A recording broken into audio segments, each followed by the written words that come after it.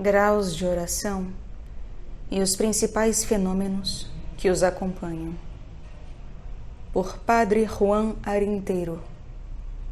Tradução de José Eduardo Câmara de Barros Carneiro. Editora Eclésie.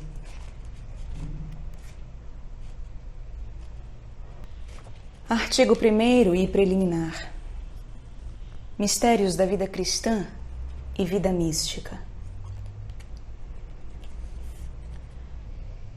A vida mística, podemos dizer, abarca de certo modo toda a vida propriamente cristã, posto que todo fiel cristão, pelo mero fato de ser batizado em Cristo, que é como despojar-se misticamente de si mesmo e revestir-se dele, simboliza sua própria morte a tudo, sua sepultura e ressurreição espiritual, e sua nova vida oculta com Cristo em Deus. Essa misteriosa vida, assim oculta em Deus, é a vida mística, que em cada cristão, para que seja perfeito e como o outro Cristo, Christianus alter Christus, deve reproduzir, segundo logo veremos, todos os adoráveis mistérios de nosso Salvador.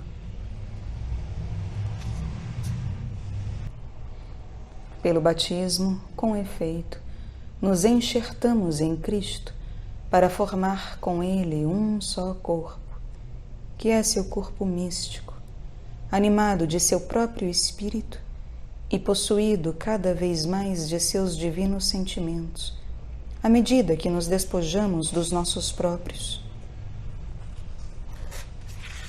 Assim é como recebemos a adoção de filhos de Deus mediante a infusão do Espírito Santo, o qual, com seu dom de piedade, nos move a invocar o Todo-Poderoso com o doce nome de Pai e a servi-lo, amá-lo e honrá-lo como tal, orando como convém.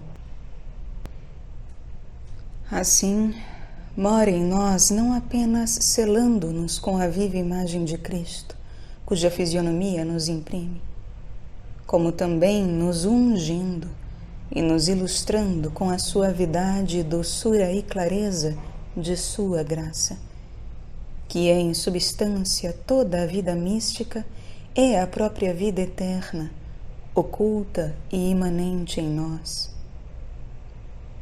Recebemo-lo como fonte de água viva que, por impulso ou instinto divino, nos faz saltar para a vida eterna. E em nós mora não somente como vivificador que nos purifica, nos fortalece e renova, destruindo em nós todos os elementos de morte, como também como o Senhor, com pleno direito a dominar-nos, dirigir-nos e governar-nos, impondo-nos suas doces leis de amor, que nos dão a espiritual e gloriosa liberdade dos filhos de Deus e nos livram das tiranias e escravidões mundanas e da vida rotineira. Todo o nosso bem consiste, pois, em nos unirmos a Deus até formarmos um só espírito com Ele, em ser-lhe verdadeiramente dóceis e dotíbiles, sem nunca contristar seu amoroso espírito, sem resistir-lhe, nem mesmo extingui-lo, deixando-o clamar em vão. Em verdade, precisamos estar muito atentos a Ele, recolhidos em nosso interior, para ouvi-lo bem, porque fala palavras de paz aos seus santos e a todos que se convertem pelo coração. Então, morando em nós, conforme diz São João da Cruz, agradado, não tardará em constituir-se de fato o doce dono, diretor, consolador e mestre de nossas almas, que em tudo nos move e governa como perfeitos filhos de Deus, fazendo-nos proceder não segundo a carne e o sangue, non secundum hominem, mas de modo sobrenatural, sobre-humano e verdadeiramente divino, isto é, misticamente, ou secundum Deum. A isto se ordena todo o trato íntimo, amoroso e familiar com Deus, mediante a oração e contemplação, a ir copiando e imitando o melhor possível e deixar que o Divino Espírito imprima sobrenaturalmente em nós as adoráveis perfeições do Pai Celestial, procurando configurar-nos a seu unigênito, esplendor de sua glória e nosso exemplo e modelo. Uma nota. A oração, diz Santa Teresa, é o trato de amizade a sós com quem sabemos que nos ama. Pergunta, por sua vez, Santo Afonso Rodrigues: o que é a oração, se não estar a alma ocupada com Deus, amando e contemplando suas perfeições? Mas a perfeita contemplação, diz Padre Lapuente, consiste proporcionalmente em formar dentro de nosso espírito, que abarca entendimento e vontade, uma viva imagem da glória do próprio Deus, isto é, de sua divindade e de suas infinitas excelências e perfeições. E quem acaba de nos formar e imprime essa viva imagem é o Espírito Santo, imprimindo-se em nós Ele mesmo como vivo selo de Cristo e fazendo-nos assim participar das grandezas divinas e conhecê-las por experiência. Daí que, enquanto na meditação, como observa o Padre José de Jesus Maria Quiroga, caminhamos ao conhecimento das coisas espirituais e divinas por abstração das coisas criadas. Nesta divina contemplação se caminha ao conhecimento de Deus e de suas divinas perfeições por participação delas, recebendo nosso entendimento as notícias sobrenaturais das coisas divinas em sua espiritualidade e pureza, por meio da luz simples da fé e da ilustração do dom da sabedoria. Diz João de Santo Tomás: efetivamente, eu irei ler em latim. Peço desculpas caso eu cometa algum erro. Ratio formalis qua cognosceti istas causas, est experimentum quandam internum, quod habetur de Deo, et rebus divinis in ipso gusto, su affecto, et delectatione, su tacto voluntatis interno de istis rebus spiritualibus,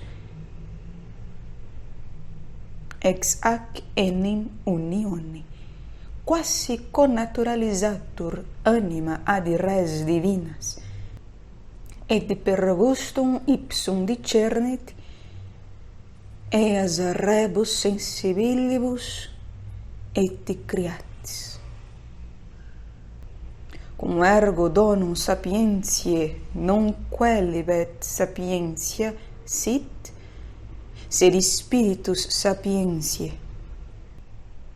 Idi est ex affectu et spiritu, et donatione ipsa qua experimentur in nobis quesiti voluntas Dei bona, et beneplacens, et perfectu iudicans de ipsis rebus divinis, oportet quod ratio formalis, quad onum sapientiae attingit causara altissimam, idi est causam divinara.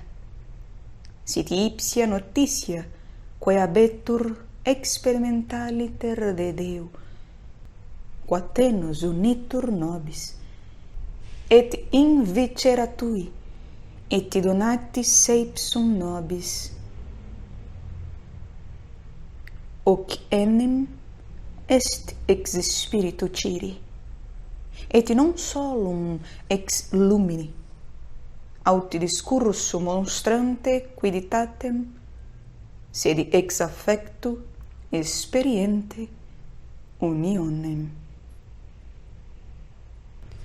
Para conhecer, pois, os graus que oferece esta divina vida e os fenômenos que apresenta desde que a recebemos no batismo até que se desenvolva plenamente na glória, há de ter muito presentes os mistérios todos, gozosos, dolorosos e gloriosos da vida de nosso Senhor. E por isso nos convém meditá-los ao lado de Maria, no Santo Rosário, pois todos eles, desde a própria encarnação de Espírito Sancto ex Maria Virgine, e desde o nascimento até a paixão, morte, ressurreição, ascensão, e até a missão do mesmo Divino Espírito, que é onde se consomem as maravilhas da vida cristã, há de reproduzir-se à sua maneira, como em outros tantos Cristos, em todos os cristãos perfeitos. In Christo hominis crucifixi, hominis mortui, hominis sepulti, hominis essian resuscitati. Quid gestum est in cruci Christi, in sepultura, in resurrectione tertia die, in ascensione in caelum, et in sedere ad dexteram Patris, ita gestum est, ut is rebus, configuraretur vita Christiana, quae geritur. E aqueles em quem não se tenha reproduzido de algum modo serão sempre muito imperfeitos e pequeninos, segundo adverte São Bernardo. Apêndice A. A participação dos mistérios de Cristo. Toda alma cristã, diz o venerável Olir ou Olir, deve participar em geral de todos os mistérios de Jesus Cristo, e de um modo especial destes 6: a encarnação, a crucificação, a morte, a sepultura, a ressurreição e a ascensão. Primeiro, o mistério da encarnação opera em nós a graça de aniquilamento de todo interesse e amor próprio, isto é, que assim como pelo sagrado mistério inefável da encarnação a santa humanidade de nosso Senhor Jesus Cristo foi aniquilada em sua própria personalidade, de sorte que nem se buscava nem tinha nenhum interesse particular, nem operava por si mesma, tendo-lhe sido substituída pela personalidade do Filho de Deus, a qual buscava sempre o interesse de seu Pai, assim devemos aniquilar todo o próprio desígnio, todo o interesse pessoal, para não ter mais que os de Jesus Cristo, que está em nós a fim de viver ali também para seu Pai, e como se nos dissesse: assim como meu Pai me enviou, cortando toda a raiz de buscar-me a mim mesmo, não me dando a personalidade humana, senão unindo-me a uma pessoa divina para fazer-me viver por Ele. Assim, quando me comeis, viveis por mim, e não por vós, pois eu encho vossa alma de meus desejos e de minha própria vida, a qual deve consumir e aniquilar em vós tudo o que seja próprio, de sorte que eu seja quem em vós viva e deseje tudo. E deste modo, aniquilados em vós mesmos, ficareis revestidos de mim. Este revestimento de Jesus Cristo é uma segunda graça do mistério da encarnação, pois produz em nós completo despojamento que nos torna plenos de nosso Senhor por uma consagração total, como Ele, quando se encarnou, consagrou todos os seus membros, santificando os nossos e os seus para serviço e glória de seu Pai. E todos os dias continua esta oferenda sem interrompê-la jamais, oferecendo-se sempre em si e em seus membros neste altar em que se consuma todo sacrifício. Jesus e o conjunto de todos os seus filhos formam a hóstia. Seu Espírito é o fogo. E Deus Pai, adorado em espírito e em verdade, é a quem tudo se oferece.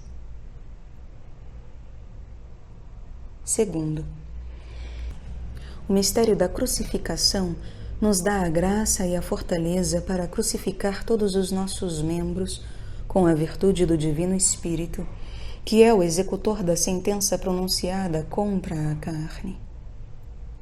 Os cravos de que se servem são as virtudes que sujeitam o amor próprio e os desejos carnais. Este estado supõe, pois, que a alma está ainda vivendo para si mesma e lutando, e que o Divino Espírito usa de violência para mortificar e crucificar o corpo.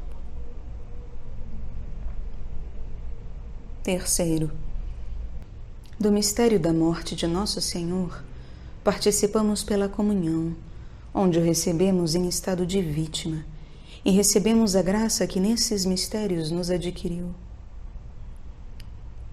No estado de morte, o coração não se comove em seu fundo, por mais comoções ou impressões que de fora lhe venham.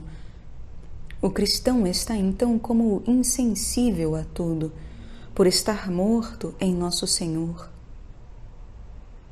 Mortui enim estis.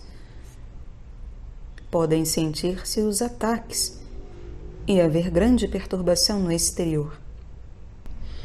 Mas o interior está em paz e sem alterar-se por nada, por estar como morto e insensível às coisas do século, por causa dessa íntima vida divina que absorve em si tudo o que é mortal. Quarto, a sepultura difere da morte pelo fato do morto estar ainda à vista de todos, mas, ao ser enterrado, desaparecer por completo e vir a ser esquecido e pisoteado. O estado de morte diz respeito somente a um estado de consciência, de firmeza e de insensibilidade. Porém, a sepultura quer dizer podridão, destruição total de nós mesmos e a produção do germe de uma vida nova. Assim como o grão do trigo enterrado nasce uma nova planta, ao ser em nós sepultado e destruído o velho Adão, renascemos a vida do Espírito para ressuscitar a essa nova vida divina que o Espírito Santo ali produz em todos os efeitos e movimentos de santidade que a acompanham. No mistério da sepultura de Nosso Senhor, vemos renascer sua vida divina por baixo da tumba, onde havia sido trancado este admirável trigo dos eleitos.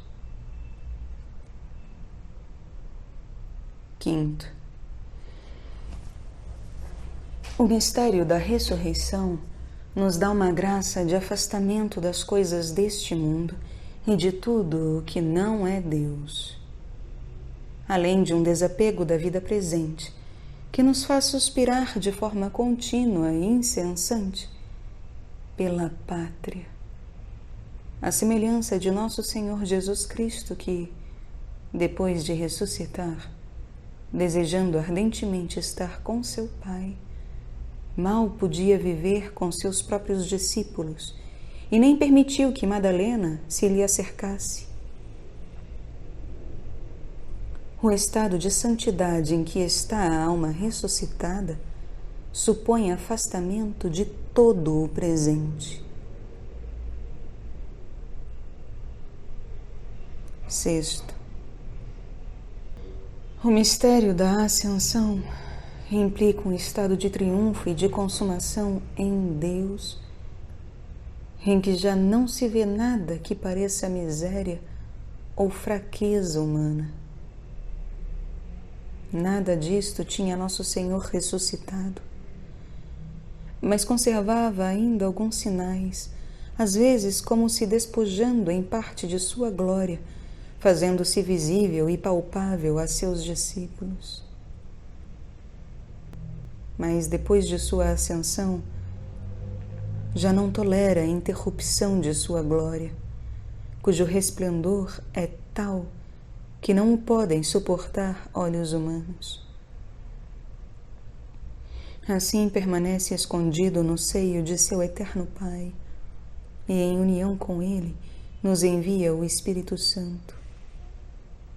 Daí também que uma alma, quando com a graça que emana desse admirável mistério entra no sublime estado da divina ascensão, receba do Salvador uma maravilhosa participação de sua divindade, ficando tão luminosa com sua própria claridade, tão abrasada em seu amor, tão transformada nele e tão deificada, que com seus transportes de caridade envia também, à sua maneira, o Espírito Santo aos corações dos demais fiéis, alcançando-lhes copiosas graças. B. A morte mística e a vida nova. A vida de Jesus Cristo, observa o Padre Grau, foi um contínuo morrer, isto é, uma morte mística cujo último ato e consumação foi a morte natural. Deste modo, a nova vida que as almas fervorosas devem levar em Jesus Cristo não é outra senão um contínuo morrer a si mesmas.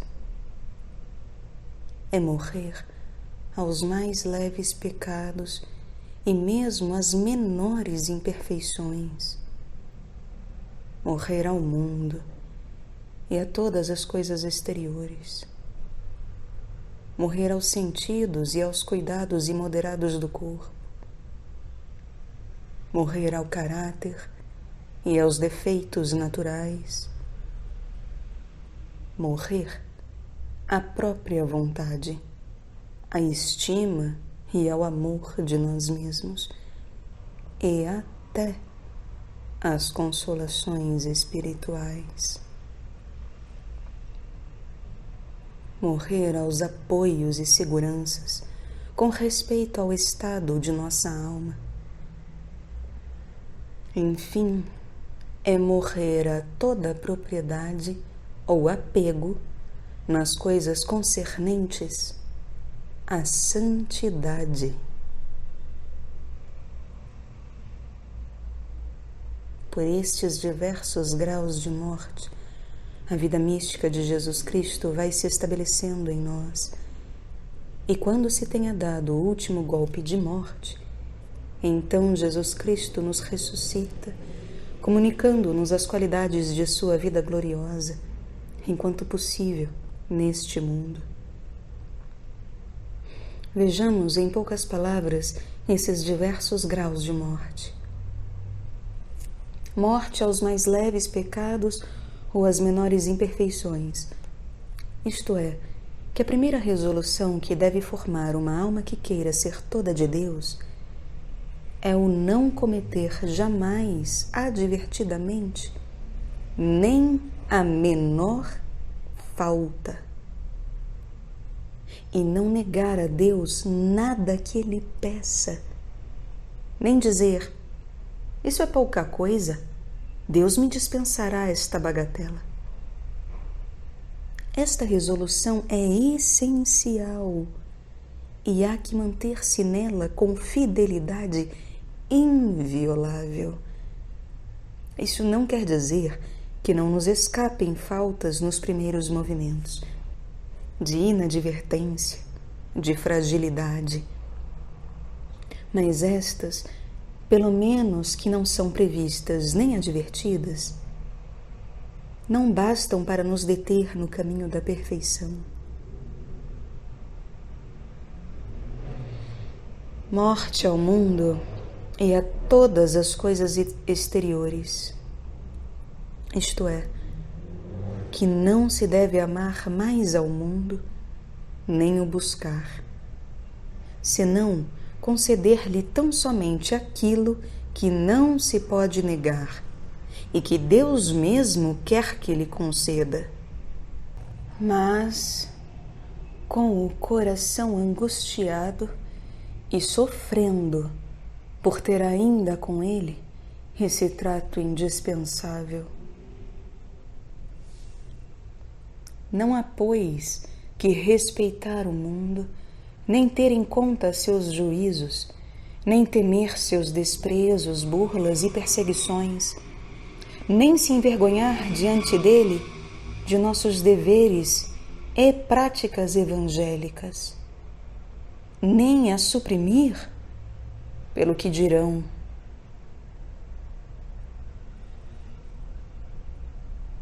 A morte aos sentidos exige que estejamos alerta contra a tibieza, o amor às comodidades e à sensualidade, e não darmos ao corpo mais do que o necessário em alimentos, sono e roupas.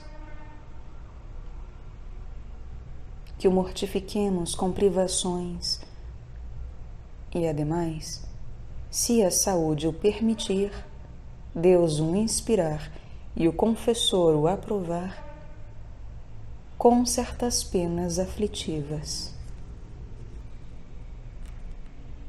A morte ao caráter implica sua difícil reforma, de modo que conserve o que tenha de bom e se corrija o defeituoso. O meio de consegui-lo é velar sobre a guarda do coração e conter seus primeiros movimentos, não agindo nem falando segundo o primeiro impulso, senão mantendo-se em paz e em posse de nós mesmos. A morte à própria vontade e ao próprio juízo é um ponto muito amplo e de difícil prática. Antes de tudo, nas coisas ordinárias, há que procurar submeter o próprio gosto e a própria vontade à razão, não se deixando levar por caprichos e fantasias, respeitando o parecer de outros quando for razoável. Em nossa conduta espiritual, recebamos com simplicidade o que Deus nos oferece e estejamos como Ele nos quer, sem desejar outra coisa. Pratiquemos a obediência ao nosso diretor e reprimamos a atividade de nossa mente, mantendo-nos sempre sob a dependência de Deus e sem refletir sobre nós mesmos. Em geral, procuremos ter nossa mente e nosso coração vazios, a fim de que possa Deus pôr ali, a seu gosto, o que bem queira. A morte à estima e ao amor a nós mesmos deve ser cada vez mais corriqueira, posto que o mais arraigado que temos é o orgulho e o amor próprio, que são nossos grandes inimigos e de Deus. Ele os combate e persegue sem trégua em uma alma que se entregou. Ela deve deixá-lo fazer e mesmo ajudá-lo, quando for a ocasião. Morte aos consolos espirituais. Quando Deus os retira, querendo como desmamar a alma, esta não acha gosto em nada. Tudo lhe pesa, tudo aborrece e cansa. Já não sente a presença de Deus, e ainda que tenha a paz, não se dá conta dela, nem mesmo crê que a tem.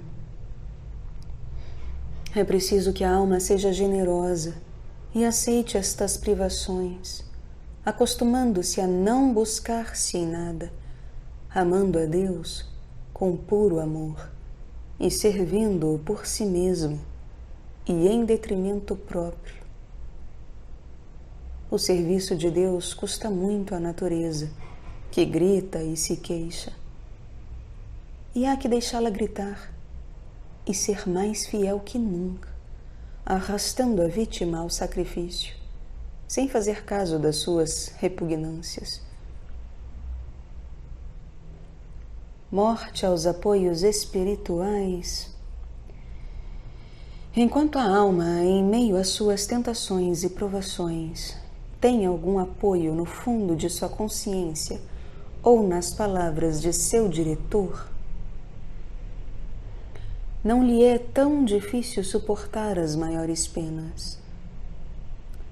Mas quando se encontra como que suspendida no vazio, vendo o inferno a seus pés, sem nada que a apoie e próxima a cair em cada movimento, em suma, quando se persuade de que Deus a abandonou e que se encontra perdida sem remédio, em vez de ter quem a desengane, tudo concorre para segurá-la desta persuasão. Então, são extremadas as angústias. É preciso uma coragem heróica para perseverar e submeter-se ao que Deus quer dispor para sempre dela. Morte a toda a propriedade concernente à santidade. Como a alma se havia apropriado, de certa maneira, dos dons de Deus, as virtudes com que ele a havia enriquecido e para a qual tinha tido alguma complacência em sua pureza, a despoja Deus de tudo, não enquanto a realidade, senão aparentemente, reduzindo-a a uma completa desnudez, de modo que já não veja em si nem dons, nem virtudes, nem nada sobrenatural. Não sabe ela já o que é, nem o que foi, nem o que virá a ser. Seus pecados, seu nada, sua reprovação. Eis aqui o que vê em si e do que se crê digna. Eis aí o começo da consumação da morte mística. Mas perto está a ressurreição ao estado glorioso. C. A generosa entrega total e as leis do amor. Ah, meu Senhor! Exclamava a venerável Ana Maria de São José. Abre aspas. se nos deixamos verdadeiramente em vossas mãos e pomos toda a nossa fé, esperança e amor em vós, meu Rei, todos os bens nos vêm juntos, toda a sorte, toda a felicidade, todos os acertos. Como paga Deus uma determinação resolvida e confiante, com generoso ânimo, se determina a buscar a pérola preciosa, que é o próprio Deus. E depois que com amor, por amor, a alma deixa tudo de tudo para abraçar-se com o tudo, jamais lhe parece que fez nada, nem deixou nada, nem padeceu nada. Tudo lhe é dado livremente, tudo de graça, como lhe ensina o amor, a estimar, o servir por amor. Pois o Divino Mestre, como a presenteia, como a mortifica, de que maneira a tira das inclinações, ora com consolações para que não perca o ânimo e desmaie no caminho, e depois de fortalecida na virtude, com ausências e solidões, porque gosta de que o busque por amor, buscando a glória de Deus e não suas comodidades espirituais, que outras já se vê que não se admitem nas leis do amor, porque toda a comodidade é acomodar-se ao divino e renunciar a tudo o que há de Adão. Pois com que artifício a rege ele, que assuma a sabedoria e prudência? Como a consola, como a sofre suas desigualdades e vilanias? De fato, ele a favorece de maneira que parece que, com os efeitos que ficam das mercês, tudo estará vencido. Não só não haverá inimigos, como nem mesmo algum deles se atreverá. E quando se alegra, o que lhe parecia ter sido derrotado ainda vive, provoca desassossegos, guerras e temores. Porque, como o Senhor gosta tanto que seus dons sejam estimados e praticados com humildade, quando pelos exercícios e pela graça se tivessem ganhado as virtudes e se tivessem mortificado as inclinações, levantará guerra e batalhas sobrenaturais, sendo o próprio Rei da Paz e tendo com sua graça vencido a natureza, porque a pedra se lavra bem à aprovação, não somente com o vencimento dos vícios, mas, sobretudo, com a guarda das exigências do amor, que tem regras muito estreitas. E se naturalmente se descuida, o amor torna, em meio ao descuido, recatada e cuidadosa. E sendo por amor simples como a pomba, torna também cautelosa. E finalmente, sendo reta, cândida e simples, a faz zeladora de si mesma, recatada. Estando sempre em sono de oração, anda velando sobre si, porque o amor é o que juntamente adormece e faz as recordações. Fecha aspas.